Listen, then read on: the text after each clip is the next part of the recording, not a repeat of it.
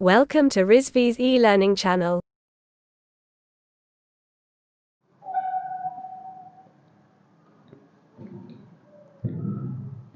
Hello guys, good morning to all of you. Guys, we are discussed about the topic of explosive welding. इसके पहले lecture में हमने बताया था कि सॉलिड स्टेट वेल्डिंग क्या होती है, उसमें कैसे वर्किंग होती है, क्या काम होता है उस पर, किस प्रकार से हमारा उसमें वेल्डिंग कैसे होती है, कैसे दो वर्कपीस को आपस में हम ज्वाइन कर सकते हैं सॉलिड स्टेट वेल्डिंग के अंतर्गत। तो सबसे पहले हमने बात की थी कि classification of solid state welding. तो सॉलिड स्टेट वेल्डिंग का हमने बताया था classified as different parts. Firstly सबसे पहले हमने बात की थी कि फ्रिक्शन वेल्डिंग, एंड सेकेंड हमने बताया था कि हमारा एक्सप्लोसिव वेल्डिंग क्या होता है उसके बारे में। एक्सप्लोसिव वेल्डिंग के बाद हमने बताया था कि अल्ट्रासोनिक वेल्डिंग, फिर हमने बात की थी नेक्स्ट में कि हमारा लेजर बीम वेल्डिंग।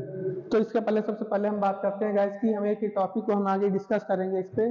सबसे पहले हमने बताया कि एक्सप्लोसिव वेल्डिंग क्या होती है, इस पे कैसे हमारे कोई दो वर्कपीस को हम कैसे आपस में ज्वाइन कर सकते हैं। तो सबसे पहले हम ये डिस्कस करेंगे कि सॉलिड स्टेट वेल्डिंग में एक्चुअली होता क्या है, कि इसमें हमारा वर्कपीस किस प्रकार से ज्वाइंट होता है, कैसे इसकी किस प्रिंसिपल में कैसे काम करता है। इसमें एक्चुअली हमारा जो वर्कपीस होता है उस वर्कपीस में हमारा इसमें किसी प्रकार का कोई आर्क इनिशिएशन नहीं किया जाता है, किसी प्रकार का कोई भी आर्क इनिशिएशन नहीं होता है, ना तो इन दिस वेल्डिंग प्रोसेस की हमारा इसमें किसी प्रकार का कोई फियर मटेरियल्स या फिर इलेक्ट्रोड्स का यूज नहीं किया जाता है।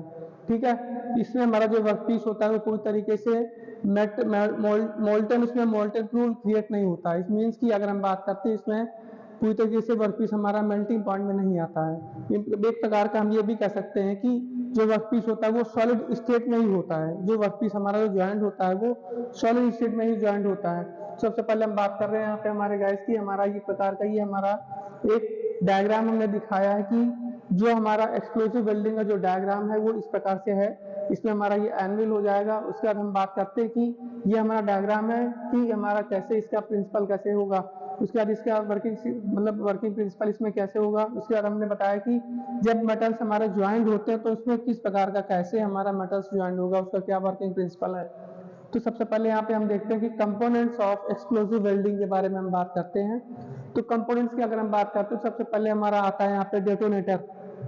डेटोनेटर का काम क्या होता है कि इसमें इसके अंदर हमारा जो एक्सप्लोजिव मटेरियल्स यूज किए जा रहे हैं, जो केमिकल्स हैं, जो एक्सप्लोजिव केमिकल्स है उसका जो यूज किया जा रहा है, इसमें डेटोनेटर का काम यह होता है उनको इग्नाइट करना है। मीन्स की एक प्रकार का उसको इग्निशन देना, कि इग्निशन देगा तो हमारा जो जो एक्सप्लोजिव मटेरियल्स हैं, जो केमिकल्स हैं वो उसमें एक्सप्लोजिव क्रिएट होगा, मीन्स की वो एक्सप्लोजन करेगा, जिस वजह से हमारा जो मेटल्स हमारे क्या होते हैं वर्कपीस जो हमारे ज्वाइंट होते हैं। एक्चुअली यहाँ पे हमने बात की कि डेटोनेटर का काम ये होता है सिर्फ कि हमारा वो एक प्रकार का इग्निशन देना, किसको, एक्सप्लोजिव मटेरियल्स को। दूसरी चीज हमने बताया कि एक्सप्लोजिव मटेरियल्स क्या होते हैं। एक्सप्लोजिव मटेरियल्स हमारे ये भी हम कह सकते हैं कि जिसकी हेल्प से हमारा जो वर्कपीस होता है उसको उसमें मूवमेंट देना, या फिर उसमें हमने ये बताया कि इम्पैक्ट क्रिएट करना। इम्पैक्ट क्रिएट करेंगे तो जिस वजह से उसमें इम्पैक्ट क्रिएट होगा, या फिर हम कहते हैं उसको मूवमेंट देना, या फिर हमारा एक्सीलरेट करेगा। हम ये कह सकते हैं कि जो वर्कपीस होगा वो एक्सीलरेट कैसे करेगा, वो इसी एक्सप्लोजिव मटेरियल्स की वजह से ही हमारा जो फ्लेयर प्लेट होगा वो एक्सीलरेट करके इस फिक्स वाले प्लेट जो कि हमारा एनिमल के पास जो टारगेट प्लेट है वो फिक्स है उसके पास मूवमेंट करके आएगा। तो इसी वजह से वो एक्सीलरेट करता है और उसमें इम्पैक्ट डालता है। तो एक्चुअली जो हमारा डेटोनेटर काम क्या करता है, डेटोनेटर इसको इग्निशन दिया तो ये पूरा यहाँ से इग्निशन शुरू होता है, वो पूरी तरीके से यहाँ पे फैल जाता है। अब इग्निशन जो एक्सप्लोजिव मटेरियल्स होता है, अब हमने बात की यहाँ पे डेटोनेटर का। अब दूसरी चीज आती है कि एक्सप्लोजिव मटेरियल्स क्या हो सकते हैं। एक्सप्लोजिव मटेरियल्स का एक्चुअली हमारा ये जिस प्रकार से जितनी स्पीड वाले हम जिस प्रकार का हमारा जो वर्कपीस होगा उसी बेस के आधार पर हम क्या करते हैं कि इस एक्सप्लोजिव मटेरियल्स का यूज करते हैं। जैसे कि हमने बात की आरडीएक्स का यूज कर सकते हैं, टीएनटी का यूज कर सकते हैं और मेटाबेल का यूज कर सकते हैं। ये सारे हमारे क्या है कि एक्सप्लोजिव मटेरियल्स है। एक्सप्लोजिव मटेरियल जो कि एक्सप्लोजन करते हैं, उसके बाद हमारा किसी भी वर्कपीस को वो एक्सीलरेट करते हैं उस पर इम्पैक्ट डालते हैं।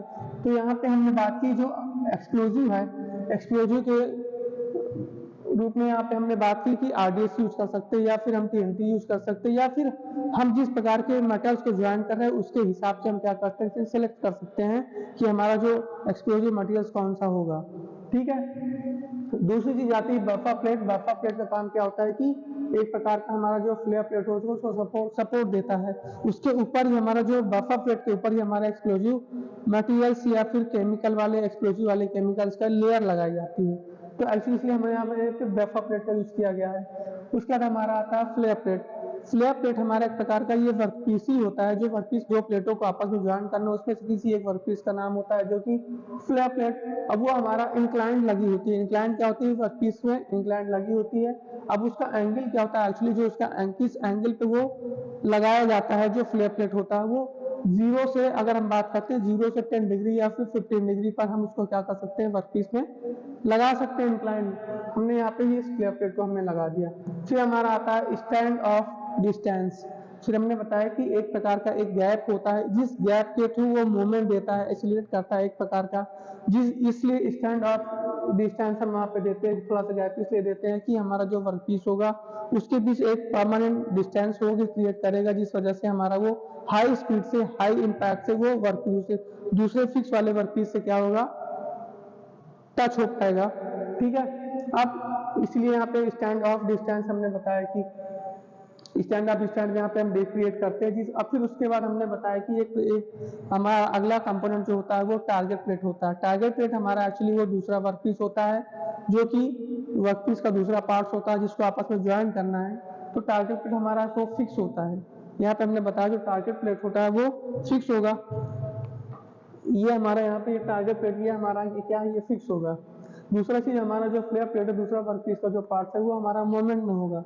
अब ये जो फिक्स है, फिर हमने बताया कि टारगेट प्लेट हमारा होगा। उसके बाद हमने बताया कंपोनेंट में फ्लेयर प्लेट होता है। फिर हमने बताया कि यहाँ पे एक एनविल भी होगा। एनविल क्या काम करता है? एनविल सपोर्ट देता है। सपोर्ट देगा किसको? टारगेट प्लेट को। ठीक है। तो टारगेट प्लेट को सपोर्ट किया। फिर हमने क्या किया? ये हमारा था कि कंपोनेंट्स। अब दूसरी चीज आती है कैसे वर्किंग करता है, इसका वर्किंग प्रिंसिपल क्या होता है। एक्चुअली हमने जो एक्सप्लोसिव वेल्डिंग प्रोसेस है उसको हम कह सकते हैं कि it is also known as explosive cladding. इसको हम एक्सप्लोसिव क्लैडिंग के नाम से भी हम इसको जान सकते हैं। तो सबसे पहले हमने बताया कि इसमें एक हमारा कंप्रेशन फोर्स होता है। एक्चुअली ये हमारा, अब इसकी वर्किंग प्रिंसिपल की अगर हम बात करते हैं तो इसका वर्किंग प्रिंसिपल क्या होगा? तो हमने बात की सबसे पहले कंपोनेंट्स के बारे में। कंपोनेंट्स हमने बताया, डेटोनेटर बताया। उसके बाद हमने एक्सप्लोजन पे डिस्कस किया। फिर हमने बताया बफर प्लेट। बफर प्लेट के ऊपर ही हमारा एक्सप्लोजिव केमिकल्स के लेयर लगी होती है। फिर इसका हमने बताया फ्लेयर प्लेट। फ्लेयर प्लेट हमारा इंक्लाइन लगी हुई होती है, जो कि 1 डिग्री से 10 डिग्री के बीच में होता है। उसके बाद हमने बताया कि स्टैंड ऑफ डिस्टेंस होता है, जो कि उसके बीच, दोनों वर्कपीस के बीच डिस्टेंस होती है। उसके बाद हमारी एक आती है टारगेट प्लेट। टारगेट प्लेट के बाद हमारा आता है एनविल। अब गैस हम बात करते हैं यहाँ पे जो वर्किंग प्रिंसिपल इसका है, कैसे काम करता है। तो सबसे पहले हमने क्या किया? इस डेटोनेटर का हमने यहाँ पे मेन चीज, यहाँ पे हमने ये डेटोनेटर को यहाँ पे ऑन किया। उसके बाद हमारा ये इग्निशन यहाँ पे देगा। इस एक्सप्लोजिव को इग्निशन देगा तो क्या होगा? ये यहाँ से इग्नाइट करना शुरू करेगा, पूरा यहाँ तक जाएगा, जिस वजह से हमारा इस बफर प्लेट पर, जो बफर प्लेट से लगा हुआ फ्लेयर प्लेट, इस पे क्या होगा? एक्सीलरेशन क्रिएट होगा। मीन्स कि अब ये हमारा क्या करेगा? एक्सीलरेट करके नीचे आएगा। अब एक्सीलरेट भी करेगा, साथ साथ इसमें इम्पैक्ट भी डालेगा। एक्चुअली क्या होता है, जो भी एक्सप्लोजिव मटेरियल होता है, अगर उसमें थोड़ा सा भी आप इग्निशन पॉइंट दोगे तो क्या होगा? तुरंत वो धम से बचेगा। मीन्स कि वो उसमें एक्सप्लोजन आएगा, एक्सप्लोजिव आएगा, एक्सप्लोजन करेगा, विस्फोट करेगा। तो जब विस्फोट करेगा तो मीन्स जैसे वो विस्फोट करना शुरू करेगा तो ये हमारा जो फ्लेयर प्लेट है वो उसमें एक्सीलरेशन शुरू हो जाएगा। मीन्स कि उसमें मूवमेंट आ जाएगा। वो हाई स्पीड से वो मूवमेंट करके नीचे की तरफ आएगा। उसके बाद इसमें इम्पैक्ट भी क्रिएट होगा। अब वो इम्पैक्ट हमारा इसमें लगभग अप्रॉक्सीमेट, जो इसकी जो स्पीड होगी लगभग की, जो एक्सीलरेट करेगा उसकी स्पीड लगभग हम बात कर सकते हैं कि 150 मिलीमीटर पर सेंटीमीटर स्क्वायर से हमारा, अगर हम बात करें 550 मिलीमीटर पर सेंटीमीटर स्क्वायर तक वो क्या करेगा? इतनी स्पीड तक वो एक्सीलरेट करके आएगा नीचे। तो एक्चुअली जो इसकी हाई स्पीड है वो 150 मीन्स की 150 मिलीमीटर पर सेंटीमीटर स्क्वायर से वो हमारा 550 मिलीमीटर पर सेंटीमीटर स्क्वायर तक। अब ये हमारा किसके ऊपर डिपेंड करेगा? ये हमारे आरडीएक्स या फिर जो एक्सप्लोजिव मटेरियल्स है उसके ऊपर डिपेंड करेगा, कितनी स्पीड से हमें वर्कपीस तक मूवमेंट करानी है वर्कपीस में। या फिर हम ये भी कह सकते हैं कि जो सिलेक्शन ऑफ एक्सप्लोजिव मटेरियल्स है, जो उसका हम सिलेक्शन कैसे करेंगे? तो based on the basis of joining the workpiece means कि जो हमें जो वर्कपीस ज्वाइन करना है उसके आधार पर हम क्या करेंगे, इसका सिलेक्शन करेंगे इस एक्सप्लोजिव मटेरियल्स का, जिसकी स्पीड हमारी अलग अलग होगी। अलग अलग एक्सप्लोजिव के लिए अलग अलग हमारी डिफरेंट डिफरेंट क्या होगी, स्पीड होगी, जो कि एक्सीलरेट करेगा। अब दूसरी चीज आती है, इसका इम्पैक्ट भी क्रिएट होगा, साथ साथ इसमें जो मूवमेंट आएगा, जिस वजह से इसमें अब मूवमेंट आएगा, एक्सीलरेट करेगा, तो जाहिर सी बात है इसमें इम्पैक्ट क्रिएट होगा। अब वो इम्पैक्ट हमारी अगर हम बात करते हैं, इसमें लगभग की 70,000 टू 7 लाख न्यूटन पर सेंटीमीटर स्क्वायर इसमें इम्पैक्ट क्रिएट होगा। मतलब अप्रॉक्सीमेट इसमें हमारा जो 70,000 न्यूटन पर सेंटीमीटर स्क्वायर से 7 लाख न्यूटन पर सेंटीमीटर स्क्वायर तक इसमें क्या होगा, इम्पैक्ट क्रिएट होगा, जिस वजह से हमारा जो ये जो टारगेट प्लेट है और ये फ्लेयर प्लेट है, ये दोनों आपस में क्या करेंगे, टच कराएंगे, टच होंगे दोनों आपस में, जिस वजह से इसके जो मॉलिक्यूलर स्ट्रक्चर है उसमें चेंजेस होगा। अब वो मॉलिक्यूलर स्ट्रक्चर में इसमें चेंजेस आएगा, मीन्स कि हम ये कह सकते हैं कि उसमें उसके हल्का सा स्टेज इसका क्या होगा, चेंज हो जाएगा, मीन्स कि वो प्लास्टिक फॉर्म में आ जाएगा। प्लास्टिक फॉर्म में आएगा मीन्स कि उसमें उसका मॉलिक्यूलर जो स्ट्रक्चर होगा वो चेंज हो जाएगा, मॉलिक्यूलर स्ट्रक्चर क्या होगा, वो चेंज हो जाएगा, जिस वजह से क्या होगा, दोनों आपस में वर्कपीस हमारे क्या होंगे, ज्वाइंट हो जाएंगे। ठीक है, अब ये जो पूरा प्रोसेस हमारा किस वजह से हो रहा है, ये डेटोनेटर और ये एक्सप्लोजन की वजह से, जिस वजह से हमारा वर्कपीस हाई स्पीड से और हाई इम्पैक्ट से मूवमेंट होता हुआ इस वर्कपीस से आके टकराएगा, जिस वजह से क्या होगा, ये जो वर्कपीस होगा वो हमारा उसमें प्लास्टिक फॉर्म में क्रिएट हो जाएगा, मीन्स कि उसका मॉलिक्यूलर स्ट्रक्चर क्या होगा, चेंज हो जाएगा और आपस में क्या होगा, वो ज्वाइंट हो जाएगा, उसके स्ट्रक्चर में चेंजेस होगा, एक दूसरे से आपस में क्या होगा, चिपक जाएंगे, ज्वाइंट हो जाएगा। अब दूसरी चीज हमने बताया कि वेल्ड इंटरफेस इन एक्सप्लोसिव वेल्डिंग, अब एक्चुअली क्या होगा, इस सारे प्रोसेस के दौरान हमारा जो वर्कपीस वो तो ज्वाइंट हो जाएगा, लेकिन हमने बताया कि अब वो उसका पूरा इंटरफेस क्या होगा ज्वाइंट होने के बाद, हमने बताया ये फिगर ये भी बनाया कि जो हमारा फ्लैप प्लेट होगा और जो टारगेट प्लेट होगा, टारगेट प्लेट एक्चुअली हमारा फिक्स होगा, जिस वजह से क्या होगा, इस पर वो प्रेशर इम्पैक्ट डालेगा तो क्या होगा, वो आगे की तरफ फ्लो होकर, मीन्स के आगे की तरफ फ्लो होकर के वो आपस में एक दूसरे से चिपक जाएंगे। तो हमारा जो इंटरफेस है वेल्ड का वो इस प्रकार का होगा कि हमारा वो आगे की तरफ फ्लो होगा, फ्लो होने के बाद ये जो हमारी फ्लैप प्लेट है और टारगेट दोनों आपस में क्या होंगे, चिपक जाएंगे, ज्वाइंट हो जाएंगे। इस प्रकार से हमारा जो वर्कपीस होगा वो ज्वाइंट हो जाएगा।